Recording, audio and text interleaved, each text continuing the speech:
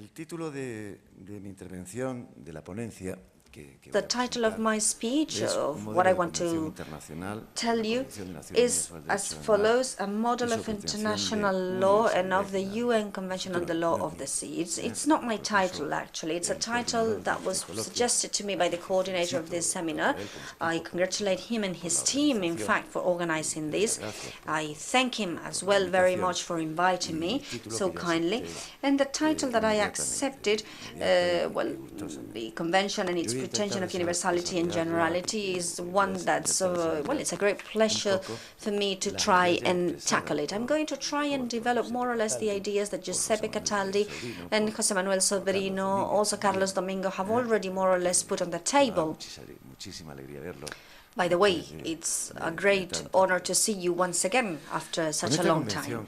Anyway, with this convention, with the UN Convention on the Law of the Sea, after many years of work, as Professor Pastor Ridruejo has mentioned, the negotiating delegations and the negotiating parties themselves, Daniel Vignet amongst them, and as I've said, playing a specifically relevant role, they were convinced that with this, with the convention, they would be able to establish a legal scheme and framework which would be generally accepted and which would have a long life, a global treaty that would tackle basically all the aspects regarding utilization, uses, resources in the oceans, etc. Despite of this, the UN Convention on the Law of the Sea took a long time to enter into force, 12 years actually. It entered into force on the 16th of November 1994. And the majority of the contracting parties at the beginning belonged to the developed world.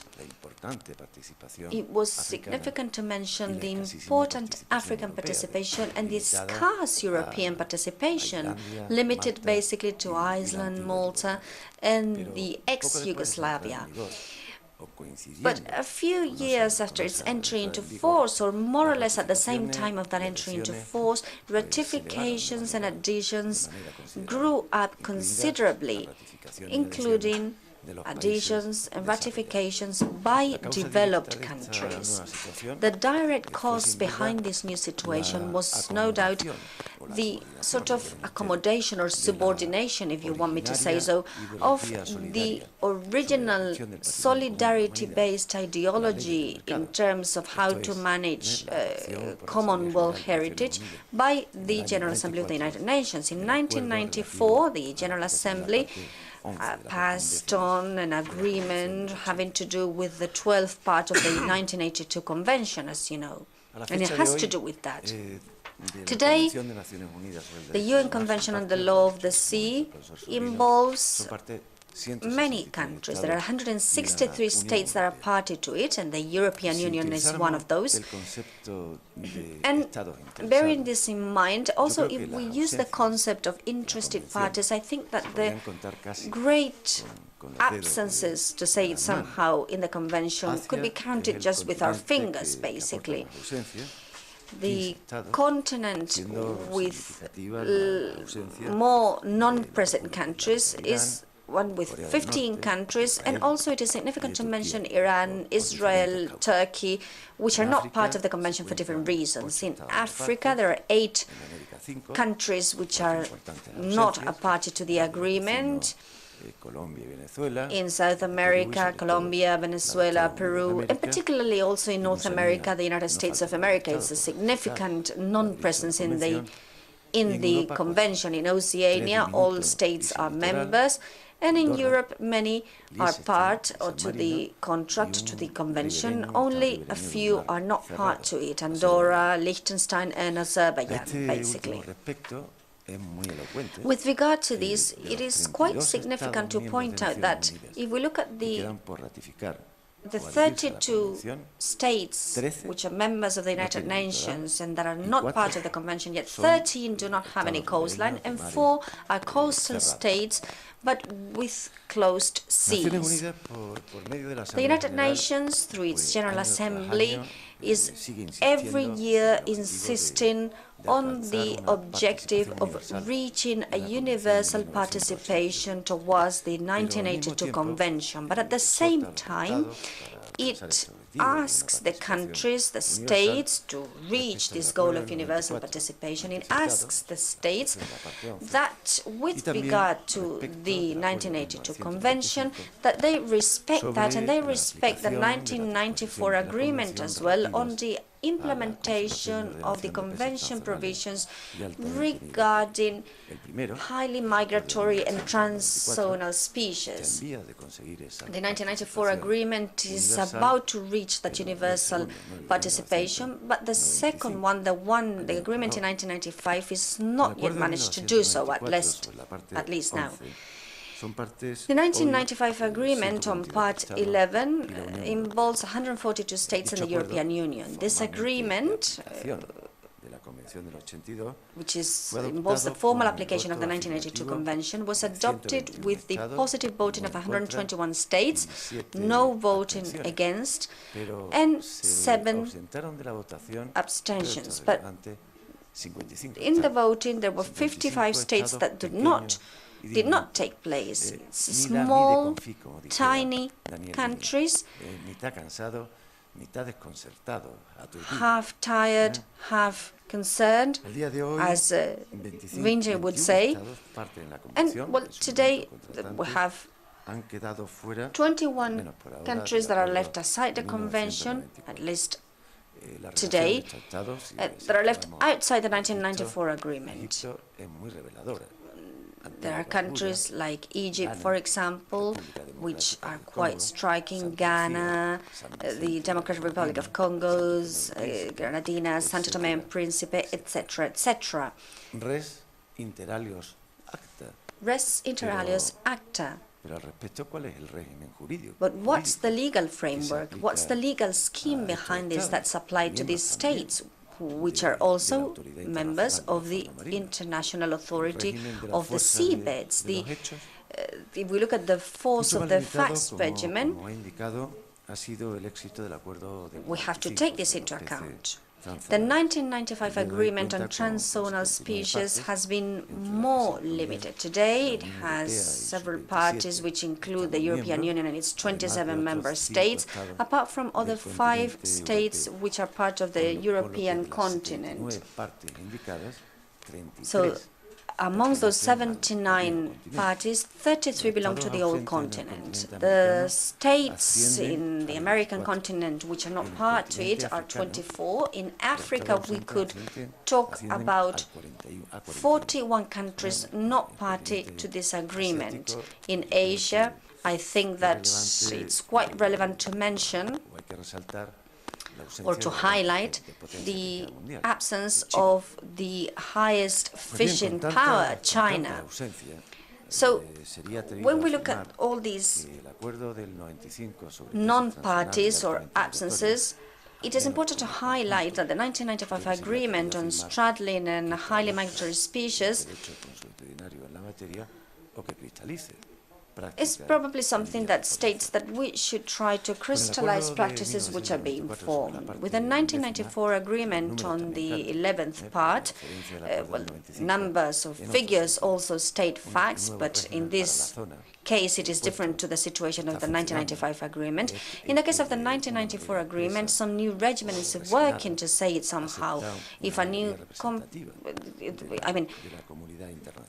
if somebody accepts, it happens in the case that somebody accepts a representative majority of the international presence. It seems obvious that a treaty which obliges nearly 3/4 of the states that form the international community, it's clear that this should exert an inevitable influence on the law applicable to the others, and particularly if it is a treaty like the 1982 Convention, which obliges, at least conventionally, more than 4/5 of those states.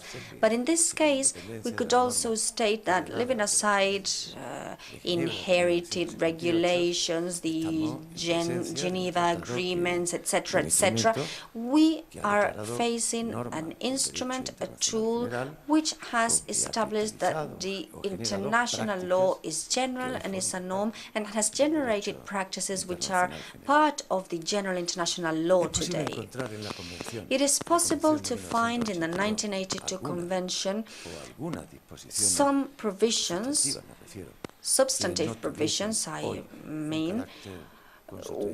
Do you think it is possible to find some of these provisions which do not have a customary character? I think that it would be very difficult to prove this, because the forming of international law generally requires a general conviction. It doesn't mean unanimity. It is not an arithmetic problem. It is a problem of representativeness. In fact, the most significant absence in the Convention is that of the United States of America. The United States acknowledges publicly that most of the provisions within the Convention translate the international law which is currently in force. These provisions, on the other hand, are applied and implemented generally by the United States of America. Obviously, if the United States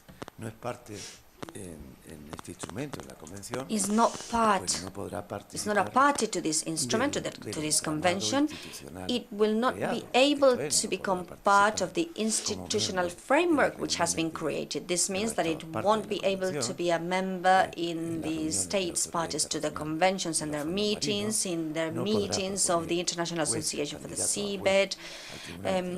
It cannot propose or suggest judges or any other nominees to form part of the International Tribunal of the Seas, etc., etc. The Convention, as we have said, against there's a proof to the contrary, translates the international law that's applicable to all. It is another big instrument, the result of the progressive development and codification of international law, like the Vienna Convention in 1961 and 63 on diplomatic and consular relations, or like the convention adopted in Vienna in 1969 as well, in terms of the right of the treaties. Nobody is going to argue that the provisions of this 1969 convention on the rights of the treaties, nobody is going to argue, at least in terms of substantive provisions, nobody is going to argue that this is international law in this matter, although after 40 years, it only counts on 112 parties members to it. This convention also, the 1969 convention, has also required a development, like, for example, we can see in works carried out by the International Commission that has to do with the rights to treaties. But it is, well, like in traditional diplomatic law or traditional consular law, it is a sector that's not so dynamic, or we're talking about sectors that are not as dynamic as the law of the sea. In fact, the Convention on the Law of the Sea was more a convention having to do with progressive development than these other conventions I've just mentioned. There was a big evolution between the big two conferences, the first UN Convention on the Law of the Sea and the second and third one, but the world has not changed. It has not stopped evolving. It has not stopped creating or introducing new situations, like, for example, the current Arctic situation, or introducing, for example, new concerns like we could say a mélange facteur, a mixture of factors which lead to the deterioration of the marine environment, generally speaking, including climate change. And just to give you a fact about this regarding maritime transport, for example, according to the data provided by the UNCTAD, the global merchant fleet has increased in just 1 year. The period comprised from 2010 and 2011 has increased by 120 tons of gross tonnage, which represents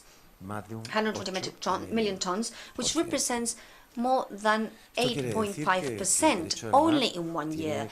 This means that the law of the sea has to continuously face new problems, new challenges that appear all over the world. Also, it has to face the problem or questions which perhaps were not known when the convention was elaborated in 1982, like, for example, the issue of biological resources in the seabed, far beyond the national jurisdictional limits. Also, at the same time, there are some provisions of the convention which require an obvious development.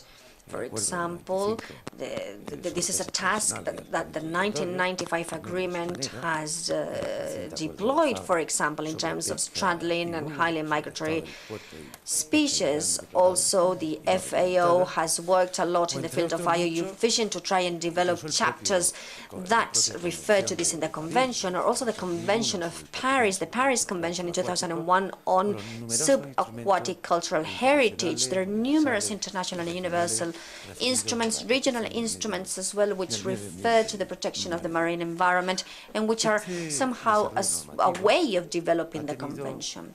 This regulatory development, in fact, has been more or less elastic, to say it somehow, depending on the sector of the law of the sea we're talking about, because not all the parts of the 1982 convention share the same proportion in terms of, well, some of them are more clearly stated or express more nuances than others. So sometimes we can talk about a codification or a regulation by the part of the convention which is insufficient or not. But sometimes we can also talk about a codification which is inaccurate, to say it somehow. For example, this happens with the definition of marine scientific research per se, which does not appear in the convention. Although a chapter is devoted to it, there's no definition or the baselines to measure territorial seas, for example. We talk about breadth, etc., but it's not specified in the convention. There are also parts of the convention which could be qualified as lifeless parts. Part 9, for example, devoted to cooperation between states bordering closed and semi-closed seas. Anyway, all the things that the convention includes in terms of fishing or environmental issues, for example, I think it's not sufficiently developed. This is why I think that the convention should be duly applied by means of the International Convention at a universal and regional level, but also by means of the national legislation applicable in each case. On the other hand, the convention provisions must be adapted to the new situation, to new concerns. The definition of piracy, for example, the 1982 convention defines piracy based on its restrictive character, for example. Another example, innocent passage through the territorial seas, the Basilea Convention de 1989, adopted in 1989, and which has to do with extra-frontier transport of dangerous residues and their elimination. It is a convention to which 169 countries in the European Union are part. And this convention and all the events that have been developed based on it introduce huge restrictions to navigation through territorial waters. And in fact, the authorization of the coastal state is required by this new convention, which proves that a law, a right as old as that of innocent passage through a territorial sea, can be the object of, as many other rights, can be the object of exemptions. The possible incorporation to the law of the sea of new principles and criteria is also something that's completing and enriching the convention itself. but without really changing it, the principle of precaution, prevention, the ecosystem approach, even the experience of protected maritime areas itself. I think that all these issues, all these examples, all these new principles are a clear proof of that sort of way of enriching the Convention. It is obvious, and it's been said here today, that the Convention is the supreme law in terms of law of the sea. It is the constitution of our oceans, if you want to say so. But it is not free from being subject to an adaptation to new general requirements, to a better improvement, to a closure or polishing of ambiguations, etc., or to its application and implementation. To say it somehow, and as some years ago, 10, 11 years ago, Professor Bertolio Treves mentioned, the 1982 Convention is something which should not only be considered as a point of idea, as a point of arrival, but also as a point de départ, a point of exit, an exit point, a point to start its adaptation, its better improvement and polishing, its development and its implementation. It's obvious that the Convention doesn't compile everything that has to do with the law of the sea. It doesn't compile all the existing law of the sea currently.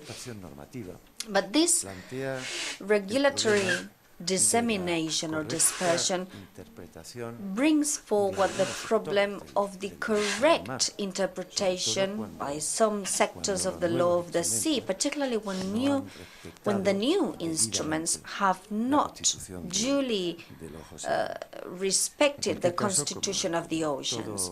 Anyway, as any regulatory instrument, whether it plays a constitutional role or not, the UN Convention on the Law of the Sea can be subject to revision, to review, to amendment, whatever, which is also specifically included in its final provisions. Today, we could not imagine the calling of a fourth conference of the law of the sea, could we? If we focus on the protection, on the international protection of the marine environment, if we take this into account, I think that the protection of the marine environment clearly shows more and more each day that the sea, as Fernando Vázquez de Menchaca or Hugo Brocio said years ago, that the sea is res communis omnium.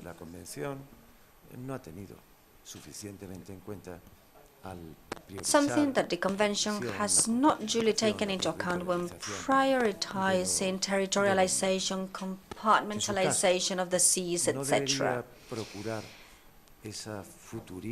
Don't you think that this futurable convention, the product of that futurable meeting of the United Nations to handle the issue of the law of the sea, don't you think that it should look for a better balance between the interests and rights of coastal states and the general interests of the international community?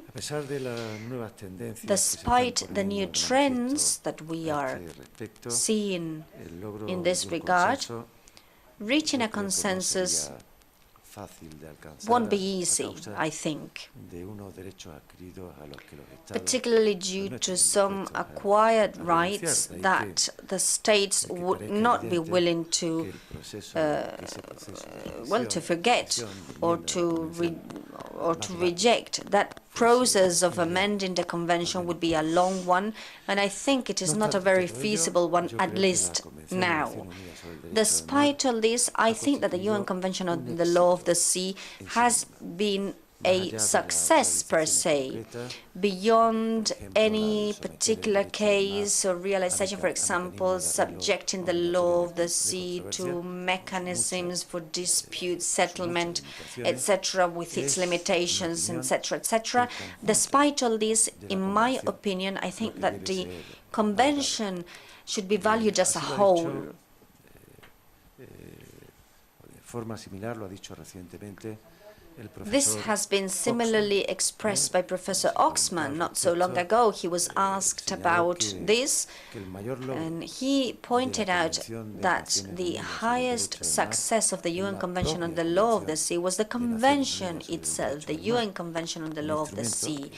It is an instrument which undoubtedly has contributed to and keeps on contributing to the preservation of peace in a planet that, more than the Earth, should be called the ocean. Thank you very much.